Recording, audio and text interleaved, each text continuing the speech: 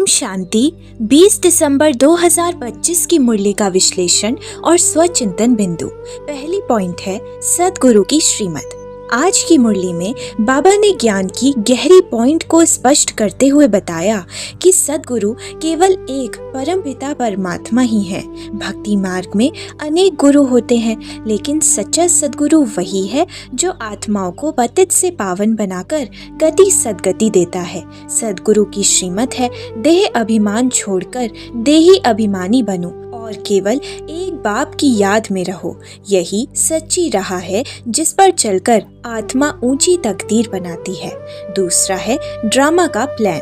बाबा समझाते हैं कि इस समय जो भी विनाश के दृश्य, प्राकृतिक आपदाएं, अशांति, अकाल युद्ध दिखाई दे रहे हैं, वे ड्रामा के अनुसार पहले से नूंधे हुए हैं। इसलिए किसी व्यक्ति, देश या आत्मा को दोष नहीं दिया जा सकता। यह समझ आत्मा को हल्का, शांत और निष्पक्ष बनाती है तथा पुरानी दुनिया से बुद्धियोग हटाने में सहयोगी बनती है। तीसरा, बेहद का संन्यास और रॉयल चलन। अब समय है जीते जी मरने का, अर्थात देह और देह के नाम रूप से न्यारे बनने का। बाप कहते हैं बच्चों की चलन बहुत बहुत रॉयल होनी चाहिए, ऐसे नहीं जिससे सद्गुरु की निंदा हो। यह बेहद का संन्यास है। पुरानी दुनिया से मन हटाकर आत्मिक स्थिति में रहते हुए बाप की निरंतर याद में जीवन जीना। पढ़ाई, सेवा और माला का दाना बनना।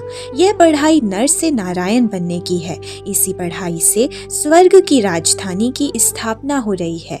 जो स्वयं अच्छी तरह पढ़ते हैं और बहुतों को आप समान बनाते हैं, वही माला के दाने बनते हैं। इसलिए सदा आंतरिक खुशी में रहना है कि हम राजाई लेने के लिए पढ़ रहे हैं और सेवा द्वारा अपनी स्थिति को ऊंचा बना रहे हैं। आज बाबा ने वरदान दिया है, निरंतर याद द्वारा अविनाशी कमाई जमा करने वाले सर्व खजानों के अधिकारी भव। बाबा कहते हैं निरंतर बाप की याद से हर कदम में कमाई जमा होती रहती है। इससे आत्मा सुख, शांति और आनंद और प्रेम के खजानों का अनुभव करती है। आने वाली तकलीफें भी बोझ नहीं लगती, बल्कि बाबा की याद को और गहरा करने के निमित्त बन जाती हैं। स्वचिंतन बिंदु है। पहला, क्या मेरी चलन और व्यवहार सद्गुरु की श्रीमत के अनुरूप रॉयल और मर्यादित है? दूसरा, क्या मैं स्वयं को केवल पढ़ने तक सीमित रख रहा हूँ या सेवा द्वारा दूसरों को भी आप समान बना रहा हूँ? अच्छा, ओम शांति।